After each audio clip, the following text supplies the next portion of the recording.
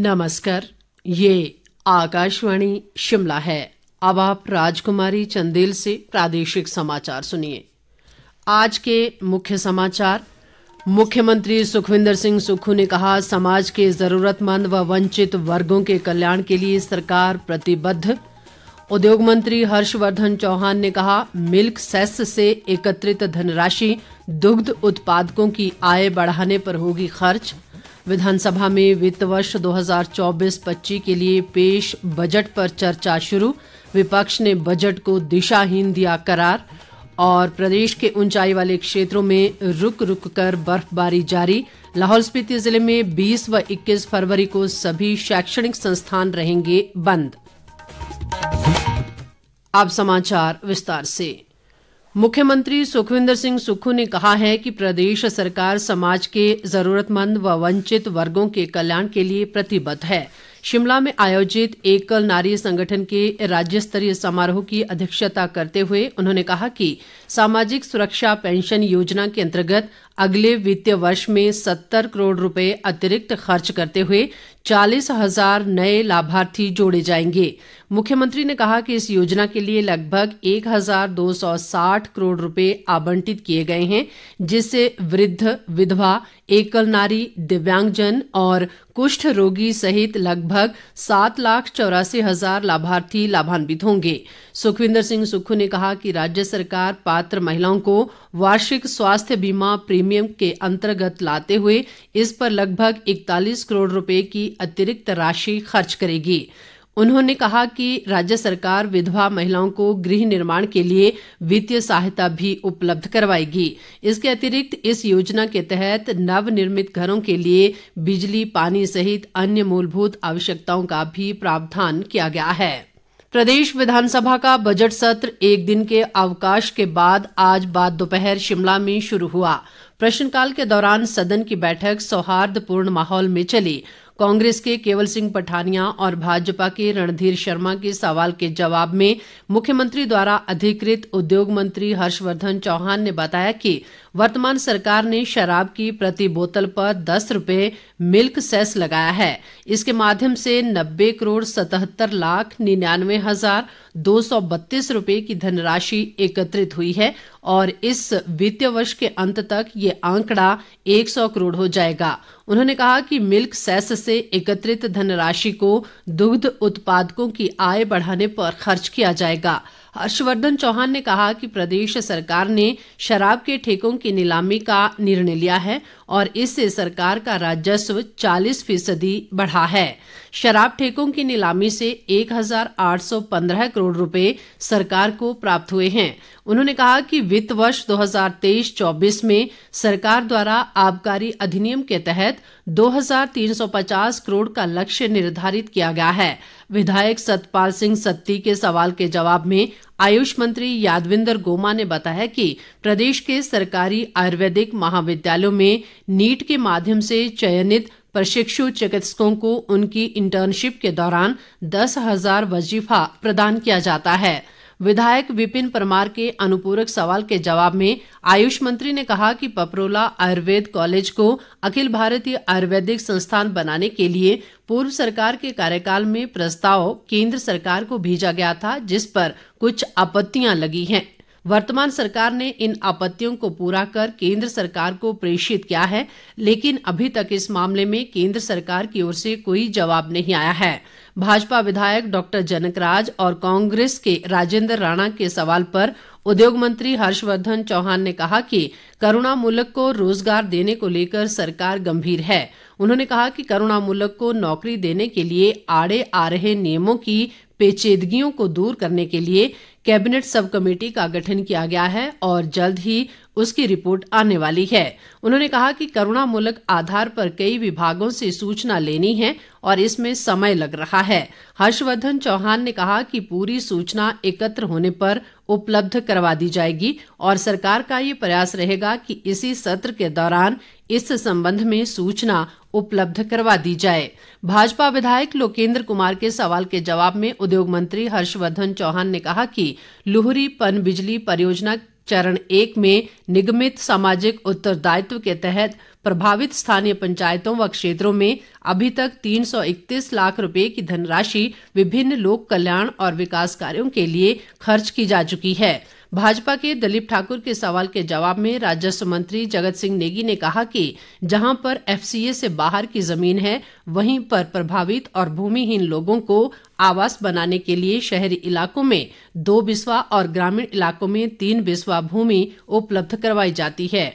उन्होंने कहा कि वन भूमि को हासिल करने के लिए एफसीए की मंजूरी लेनी पड़ती है। राजस्व मंत्री ने ये भी कहा कि ऐसे मामलों में सरकार डिजास्टर मैनेजमेंट एक्ट के तहत पुनर्वास के संबंध में अध्ययन कर रही है। विधानसभा में मुख्यमंत्री सुखविंदर सिंह सुक्खू द्वारा वित्तीय वर्ष 2024-25 के लिए पेश बजट पर आज चर्चा शुरू हुई। नेता प्रतिपक्ष जयराम ठाकुर ने चर्चा की शुरुआत करते हुए कहा कि प्रदेश सरकार का बजट पूरी तरह से दिशाहीन है और इससे किसी भी वर्ग को कोई राहत नहीं मिली है। जयराम ठाकुर ने कहा कि सुक्खू सरकार ने इस बार भी अपने पिछले बजट को ही दोहराया है। वित्त वर्ष 2023-24 बजट की योजनाओं को जमीन पर नहीं उतारा गया। उन्होंने सरकार द्वारा प्रस्तुत आर्थिक सर्वेक्षण में दर्शाई गई 7.1% के विकास दर पर भी सवाल उठाया।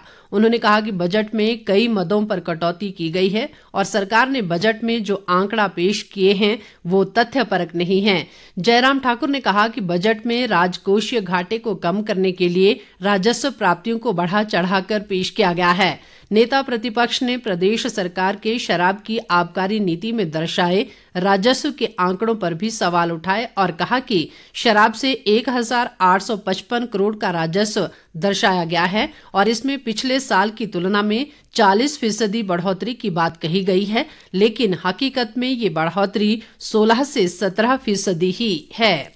जयराम ठाकुर ने कांग्रेस सरकार की गारंटियों पर सवाल उठाते हुए कहा कि चुनाव के दौरान घोषित की गई कोई भी गारंटी वर्तमान सरकार ने पूरी नहीं की। उन्होंने कहा कि बजट में रोजगार का उल्लेख नहीं है, जबकि सरकार ने हर साल 1 लाख नौकरियों की घोषणा की थी।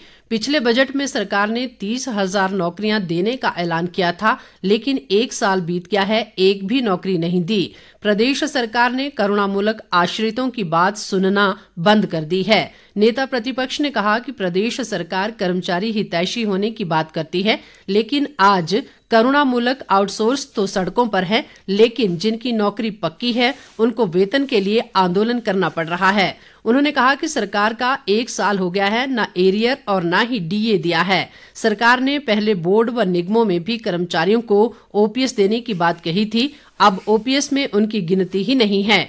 उन्होंने कहा कि प्रदेश सरकार ने ओपीएस लागू तो कर दिया और अब केंद्र से 9,000 करोड़ मांग रही है, जबकि ये पैसा कर्मचारियों का है। ये प्रदेश सरकार के खजाने की बजाय कर्मचारियों को मिलेगा।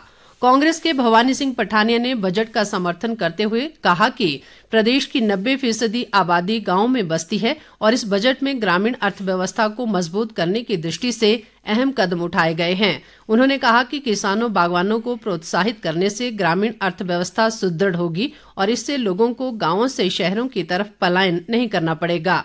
भवानी सिंह पठानिया ने इसे सर्वहितकारी बजट करार दिया और कहा कि युवाओं, बागवानों, किसानों, महिलाओं और खिलाड़ियों का बजट में विशेष तौर पर ख्याल रखा गया है।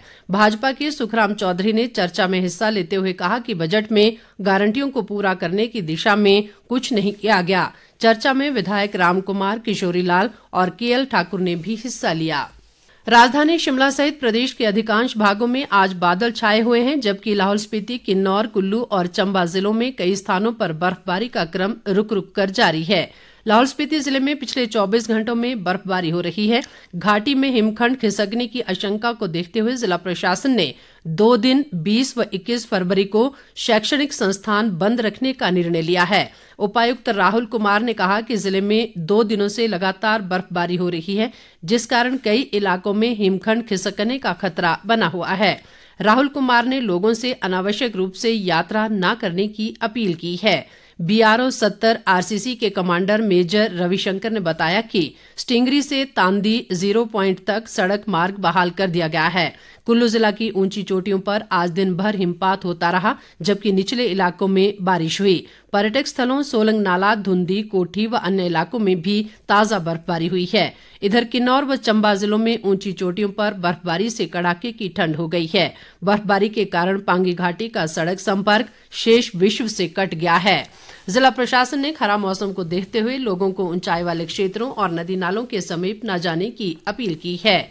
मौसम विभाग ने आगामी 24 घंटों के दौरान प्रदेश के ऊंचाई व मध्यवर्ती क्षेत्रों में हिमपात व बारिश और मैदानी क्षेत्रों में वर्षा की संभावना जताई है। अंत में मुख्य समाचार एक बार फिर। मुख्यमंत्री सुखविंदर सिंह सुक्खू ने कहा, समाज के जरूरतमंद व वंचित वर्गों के कल्याण के लिए सरकार प्रतिबद्ध। उद्योग मंत्री हर्षवर्धन चौहान ने कहा, मिल्क सेस से एकत्रित धनराशि दुग्ध उत्पादकों की आय बढ़ाने पर होगी खर्च। विधानसभा में वित्त वर्ष 2024-25 के लिए पेश बजट पर चर्चा शुरू। विपक्ष ने बजट को दिशाहीन दिया करार। और प्रदेश के ऊंचाई वाले क्षेत्रों में रुक रुक कर बर्फबारी जारी। लाहौल स्पीति जिले में 20 व 21 फरवरी को सभी शैक्षणिक संस्थान रहेंगे बंद। इसके साथ ही ये समाचार बुलेटिन समाप्त हुआ। नमस्कार।